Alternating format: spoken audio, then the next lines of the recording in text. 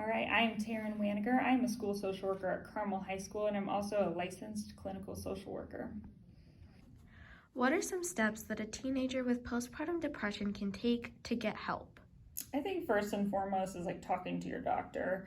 Gynecologists and even like your primary care physician typically have a plethora of resources of places that they can refer you to. So if you're reaching out and expressing your concerns, hopefully they can get you connected to resources, as well as leaning on loved ones and like speaking up if you're needing more support, and finding that kind of network of people that are your people that can be there emotionally, physically, and just to kind of help you throughout the whole process. So, what are some of the factors that increase the risk of a teenage mom developing postpartum depression? I think some factors to look out for are history of mental illness. So if the individual or the teenager has history of struggling with depression, anxiety, bipolar, etc., then being aware of what the impacts of that after pregnancy and birth are, as well as predisposition to postpartum. So if their parent or their grandparent potentially had postpartum depression when they had their children, that increases the risk and likelihood. Support systems, if they have a smaller or little to no support system, as well as like any other stressors that the individual may have been going through in that previous year. So like loss of loved ones or relationships, if their relationship was unstable or they lost the parent of the baby, that could be a risk factor as well. Financial means could also be a risk factor, as well as if it's an unwanted pregnancy. Going off of your experience as a social worker, do you believe that a general health examination 6 weeks after giving birth is sufficient enough way to diagnose postpartum depression? I think that it's difficult to diagnose postpartum depression, especially if we're not like monitoring the increase in symptoms. I think typically it's, increase in symptoms for potentially like 2 weeks.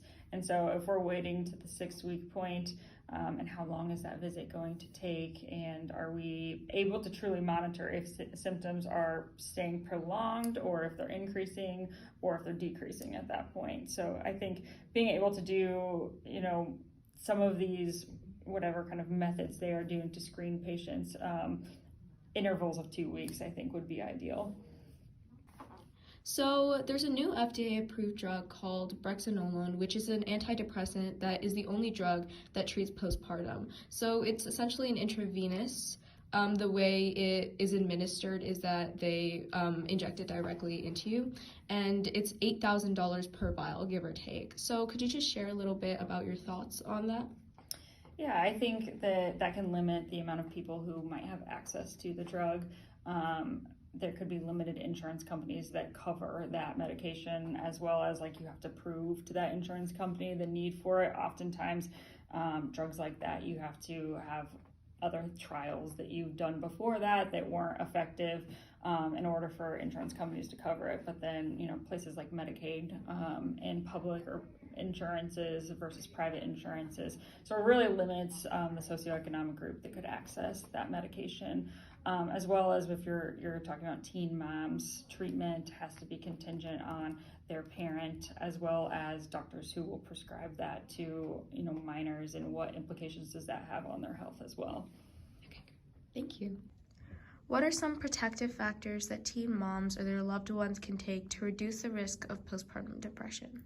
I think monitoring closely, like while they are pregnant, to see if some of those signs of postpartum or just any like new or increased signs of mental health diagnoses is important. So like, are we seeing increased anxiety or like a lot of worries and fears about the baby that are above and beyond what a typical like mother to be is going to be worrying about, as well as kind of getting them involved in support systems and like helping them prepare for the baby before the baby comes is a great way to provide some protective factors and really beefing up their support system in any way that you can.